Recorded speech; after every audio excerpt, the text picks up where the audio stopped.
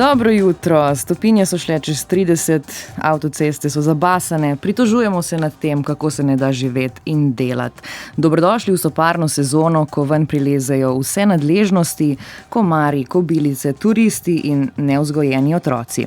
Vsi čakamo tistih nekaj dni dopusta, ampak velikokrat se zgodi, da ravno takrat, ko bi morali uživati in počivati, gre nekaj narobe. Nekaj, kar ti gre res na živce, nekaj, kar ti uniči dopust.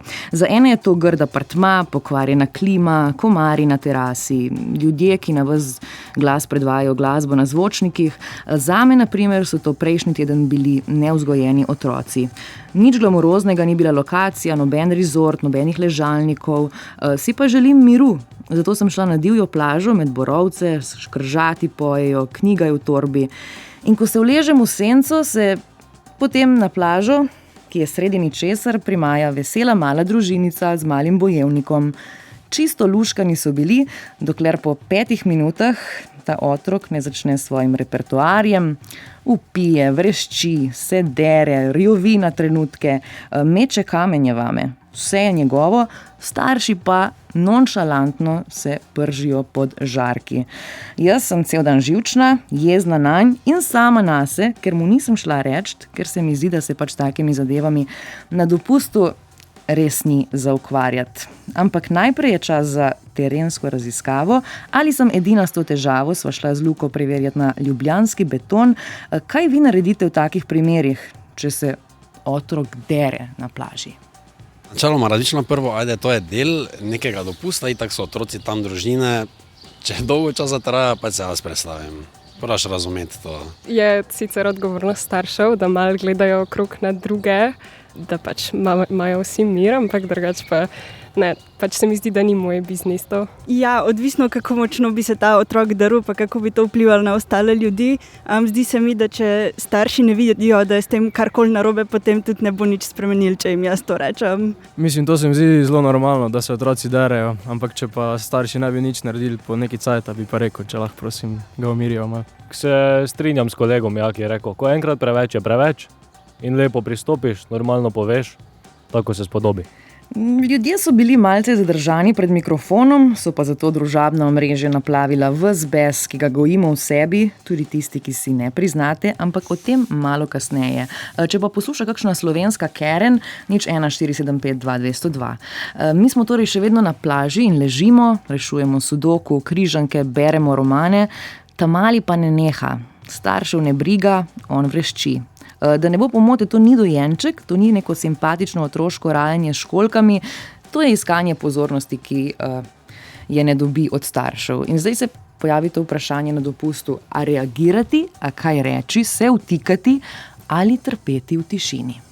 Jaz ne rečem velikrat kaj, ker se mi zdi, da če res ne posega v moje stvari, da vsem se spoštujemo. Večinoma, ker molčim, se mi zdi, da bi večkrat mogla kaj reči. Zakaj pa molčiš večinoma? Ker si ne želim nekih dodatnih problemov delati v življenju. Konkretno za sebe bi rekel, da mora iti zelo v ekstrem, da rečem kaj, še vseeno bolj potrpim. Neprijetno se mi je vtikovati v življenje nekoga drugega. Počakam res, ko ne izbruhnem, ampak ko je meja dosežena, potem pa reagiram. Ko je meja dosežena, reagira. Kje je ta meja za vas? Povejte na naš odzivnik ali na 01475 2202. A je to po pol ure? A je to po celem dnevu? A je to, ko začne ta mali metati kamenje proti tebi?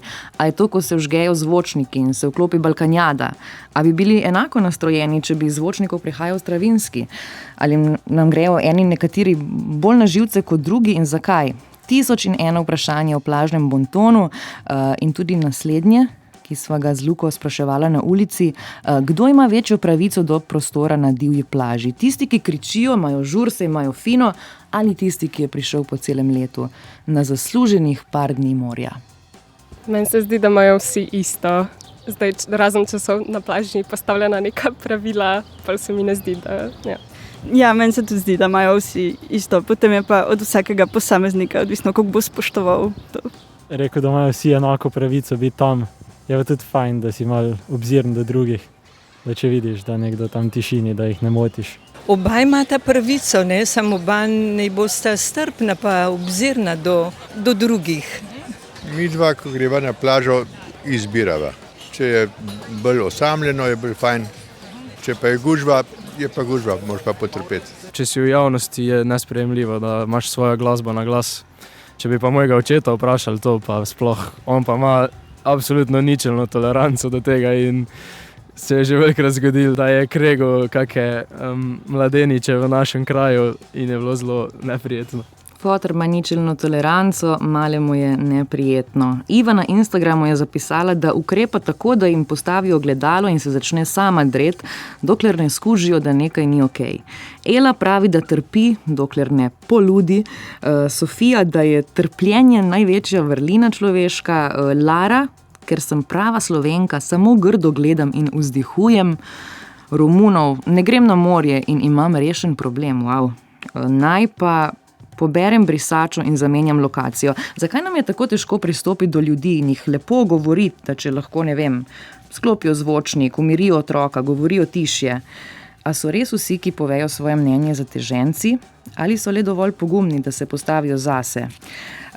Naslednje vprašanje je bilo malce nevarno. V anarhiji, če ne bi bilo ovir, kaj bi rekli temu mulcu? Šla bi do staršev, mogoče in bi rekla, da če že imajo tega otroka, naj se mu potem pač posvečajo. Alo mali, da bo tih ali nekaj take. Pa bi videl, kako bi bila, kako bi se odzval, verjetno bi se malo strašil, pa bil pol tiho. Bi ga probal prestrašiti, da bi pač šel, odvisno tudi, koliko je star otrok. Ampak če pa tudi ni pravil, ne, ga lahko kar fajn prestrašiš. V bistvu tako, da če res gre stran. Vrgo bi ga vodilo, zihar.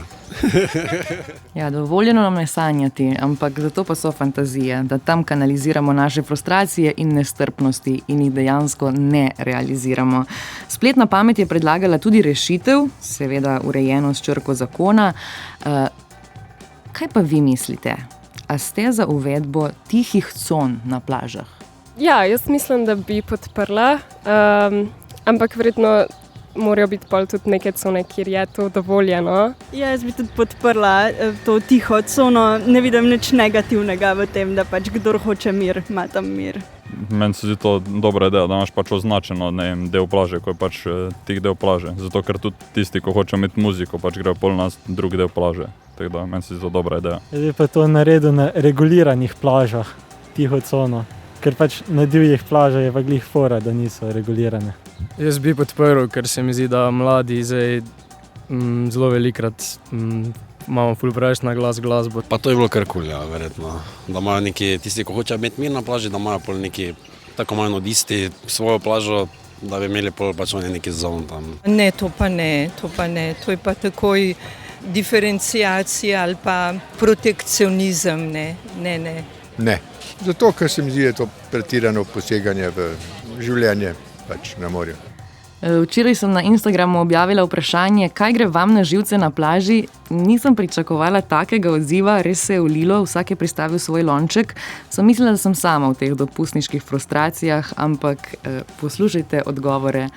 Torej, na vprašanje, kaj vam gre na jetra na plaži. Sapo. Da se nekdo na plaži uleže čisto zraven mene, čeprav je plac drugje.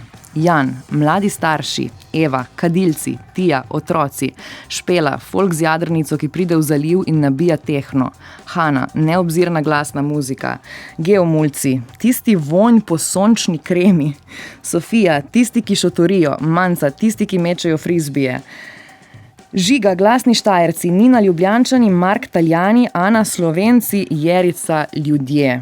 Zmaga pa Sandi, ki pravi, na plaži mi gre na živce plaža. Potem, ko sem to prebrala, sem se mogoče zavedala, da smo ful nestrpni. In to vsak na nekoga drugega. In nam gre na živce že čisto vse. Vonj sončne kreme, frizbi, ljudje. Sem prišla do ene teze, ne vem, če je prava, ampak se mi zdi, da ker tako hlastamo za temi par dnevi miru na mivki, jih jemljemo za svete in nočemo, da jih kdo pokvari. In mogoče je ravno tu problem. Če bi si večkrat vzeli ta čas, nam ne bi bil tako prekleto svet. Seveda si ne moremo tega vsi privoščiti, je pa point, da preveč delamo.